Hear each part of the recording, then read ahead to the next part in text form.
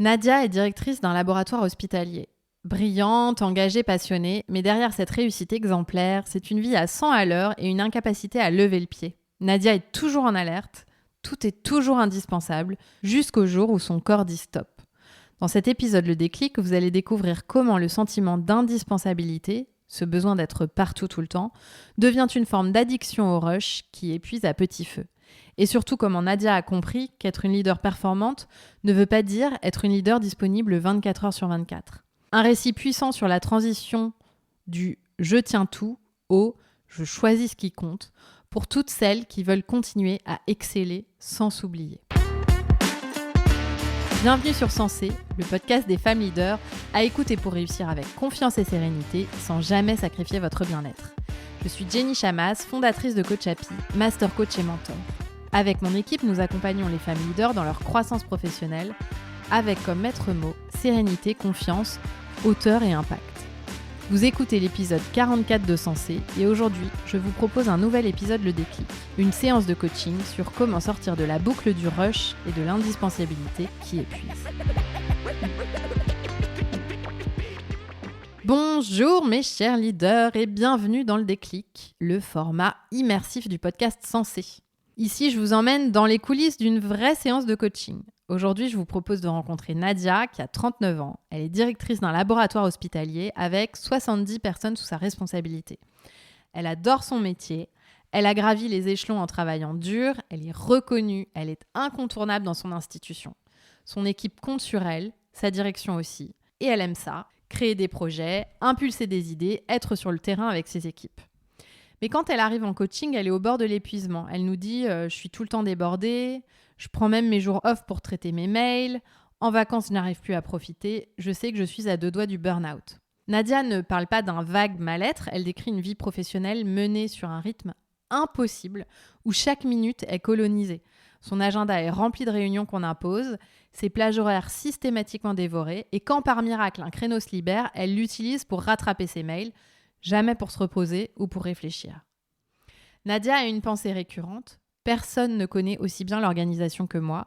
Et il faut le dire, c'est pas complètement faux.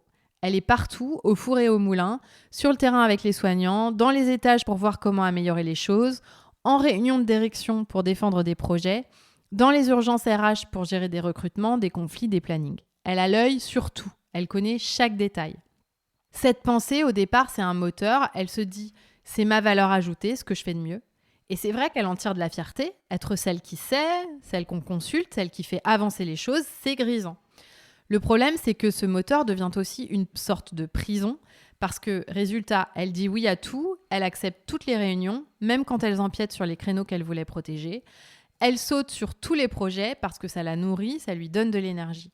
Et peu à peu, elle devient la personne incontournable, celle qui résout, qui connaît et qui relie tout le monde.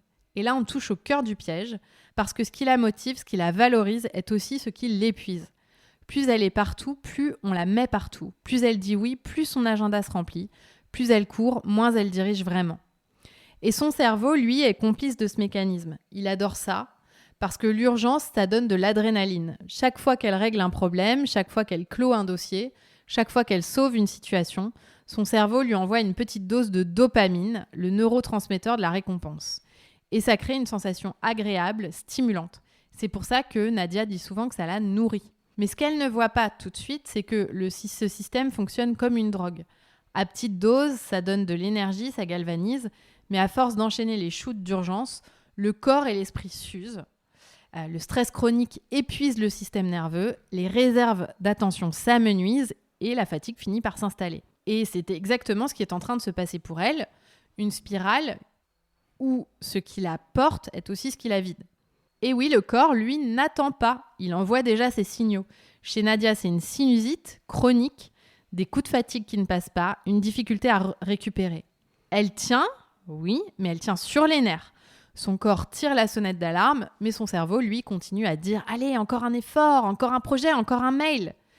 Et ce contraste est frappant dans ce qu'elle raconte. Elle se souvient d'une semaine de vacances dans un endroit qu'elle adore avec sa petite fille. Soleil, ciel bleu éclatant, piscine turquoise, tout était réuni pour souffler, savourer, profiter. Mais son esprit, lui, était ailleurs, envahie par les mails non traités, les problèmes en attente, les urgences à gérer au retour. Elle était physiquement dans l'eau avec sa fille, mais mentalement, elle était restée au labo. Et c'est ça le vrai coût de la surcharge chronique. On perd la capacité à être pleinement présente. On vit les moments sans vraiment les vivre. Nadia le formule avec beaucoup de lucidité. J'ai perdu le sens de tout ça. Avant, j'aurais vendu mon poste à la terre entière. Aujourd'hui, j'avance en mode pilote automatique. Et ça, c'est typiquement de l'épuisement. Parce que quand la charge est trop lourde et trop longtemps, le sens se brouille. On ne sait plus pourquoi on fait ce qu'on fait. Le plaisir disparaît. Les choses qui nous enthousiasmaient deviennent mécaniques. Et les journées se réduisent à une course où rien n'est jamais suffisant. On raye des tâches, mais la liste ne se vide jamais. Nadia sent bien que la chute n'est pas loin. Elle le dit elle-même avec une pointe de fatalisme. Je sais que je suis à 2 doigts du burn-out. Et c'est souvent comme ça que ça commence. Le corps envoie des signaux, la tête rationalise et on continue jusqu'à ce que ça casse.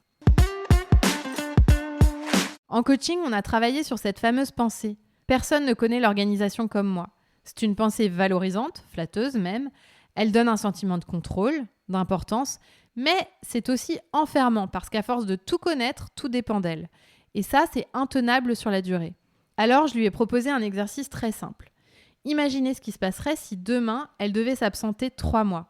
Pas 2 jours, pas 1 semaine, 3 mois complets. Silence, puis un petit rire nerveux. Oh là là, ce serait la cata. Mais en creusant, elle finit par admettre que non, le labo survivrait. Les équipes se réorganiseraient, des décisions seraient prises, peut-être différemment, mais ça tournerait. Autrement dit, ce n'est pas elle qui empêche le navire de couler, c'est son cerveau qui dramatise. Et c'est exactement ce que fait le cerveau quand il veut nous maintenir dans la suractivité. Il exagère les risques de lâcher prise. À partir de ce constat, on a travaillé sur des petits changements, des choses concrètes, immédiatement actionnables, comme bloquer 2 heures par semaine, non négociables pour de la réflexion stratégique, pas 2 heures de mail, pas 2 heures à rattraper du retard, non, 2 heures protégées, dédiées à ce qui fait vraiment son rôle de directrice. Son cerveau lui disait « tu n'auras jamais le temps », mais en réalité, ces 2 heures ont plus de valeur que 10 heures à courir partout. Refuser une réunion sur 2 ou alors exiger un ordre du jour clair avant d'accepter, parce que dire oui à tout, c'est diluer son énergie, et une réunion sans objectif précis, c'est rarement du temps bien investi. Se délester de certaines tâches opérationnelles. Nadia a un coordinateur. Encore faut-il lui confier vraiment des responsabilités, parce que déléguer, ça n'est pas abandonner, c'est donner de l'espace aux autres et récupérer de l'air pour soi. Et introduire du repos dans la journée. Pas seulement le soir quand tout est terminé, pas seulement le week-end, mais au cœur de la journée de travail. Quelques minutes pour souffler, marcher, respirer. Ça paraît inutile au cerveau qui associe repos à perte de temps, mais c'est là que la magie opère. Un cerveau reposé est plus créatif, plus stratégique, plus efficace. Nadia, elle, avait peur de s'ennuyer pendant ces moments-là. Et c'est normal, quand on vit un état de stimulation constante, le vide fait peur. Le silence paraît inconfortable. Alors oui, les premiers essais ont été difficiles. Fatigue immédiate, envie de scroller sur le smartphone. Mais c'est comme un muscle. Plus on l'entraîne, plus il devient naturel. Et très vite, elle a senti que ses respirations lui redonnaient de l'air. Ce qu'elle a découvert, c'est que le repos n'est pas un luxe, c'est un outil de leadership. C'est ce qui permet d'arrêter de piloter en mode pompier pour reprendre le rôle de capitaine. Quelques semaines plus tard, Nadia me dit « Je ne suis pas devenue quelqu'un d'autre, je reste impliquée, motivée, mais j'ai appris à dire non. J'ai des temps où je respire et ça change tout. J'ai compris que si je tombe, tout tombe. Donc m'occuper de moi, c'est aussi m'occuper de mon équipe. » Elle ne décrit pas une révolution spectaculaire, elle décrit un chemin. Et c'est important de le souligner, sortir de la logique du surmenage ne se fait pas en un claquement de doigts. Le cerveau met du temps à se réhabituer à d'autres modes de fonctionnement. Au début, chaque non lui semblait une montagne, chaque heure protégée dans son agenda lui paraissait suspecte, presque coupable, mais à force de pratiquer et de tester, elle a vu que le monde ne s'écroulait pas, et surtout que son énergie revenait. Un exemple très concret, ses dernières vacances. Pour la première fois depuis des années, elle a osé partir sans son ordinateur. Les premières 48 heures ont été inconfortables, son esprit moulinait, cherchait ses mails, anticipait les urgences. Mais peu à peu, son corps a suivi. Elle a dormi plus profondément, ri plus spontanément, profité de moments simples avec sa fille. Elle a réalisé qu'elle pouvait être pleinement là sans que tout s'effondre ailleurs.